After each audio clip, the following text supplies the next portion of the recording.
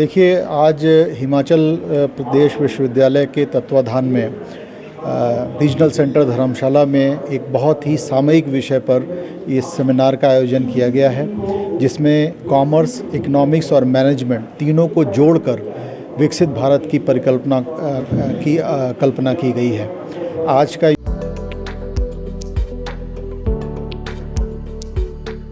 प्रदेश की ग्रामीण अर्थव्यवस्था के मुख्य स्तंभ किसानों के हित में सुक्खू सरकार। अन्नदाता की जमीन अब नहीं होगी नीलाम।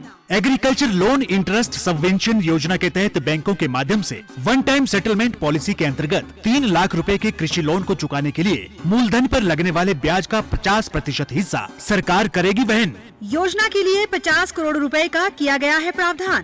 आत्मनिर्भर हिमाचल की नींव रख रहा हिमाचल का किसान। सूचना एवं जनसंपर्क विभाग, हिमाचल प्रदेश सरकार द्वारा जनहित में जारी।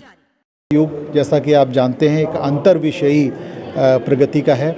सभी विषयों को एक साथ जुड़ करके काम करना होगा। कंपार्टमेंटलाइज स्टडीज़ वर्क नहीं करेंगी और इस दिशा में ये सेमिनार मुझे लगता है कि एक नई दिशा देगा, एक नई चुनौतियों को रखेगा और उसके समाधान भी प्रस्तुत करेगा, जिससे कि जो 2047 की माननीय प्रधानमंत्री जी का परिकल्पना है और देश का सपना है और देश का आंदोलन है,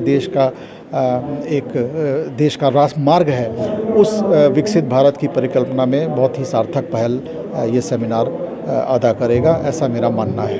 कि किसी भी देश का विकास बिना शोध के, बिना इनोवेशन के, बिना स्टार्टअप के नहीं किया जा सकता है। अगर हम विश्व की बड़ी इकोनॉमीज़ पर नज़र डालें, चाहे वो जापान हो, कोरिया हो, चाइना हो, अमेरिका हो, तो इन सब का जो पूरा इकोसिस्टम है वो स्टार्टअप और छोटे छोटे कुटीर उद्योगों पर जुड़ा हुआ है। उस दिशा में जब हमारा सपना $5 ट्रिलियन इकोनॉमी बनने का है, उस दिशा में हम तभी आगे बढ़ सकते हैं जब हमारा युवा छोटे छोटे उद्योगों को लेगा और छोटे उद्योगों से बड़े सपनों को साकार करेगा। कितने उदाहरण हैं, आज देश में लगभग 100 से ऊपर ऐसे स्टार्टअप हैं जिनका कि टर्नओवर एक का 1000 करोड़ से ज़्यादा है, जिसको हम यूनिकॉर्न कहते हैं। ये सब कुछ संभव हो पाया है हाल के कुछ वर्षों में। तो इससे ये सिद्ध होता है कि हमारे युवा बहुत प्रतिभाशाली हैं, उनको एक सही मार्ग की आवश्यकता है और ये मार्ग मिलते ही वो विश्व में सफलता का परचम लहराएंगे और यही हमारे 2047 में विकसित भारत का एक मार्ग बनेगा।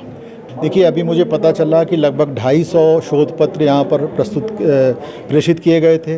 उस 250 शोध पत्रों में से कुछ सेलेक्ट हुए हैं ऑनलाइन और ऑफलाइन प्रेजेंटेशन के लिए।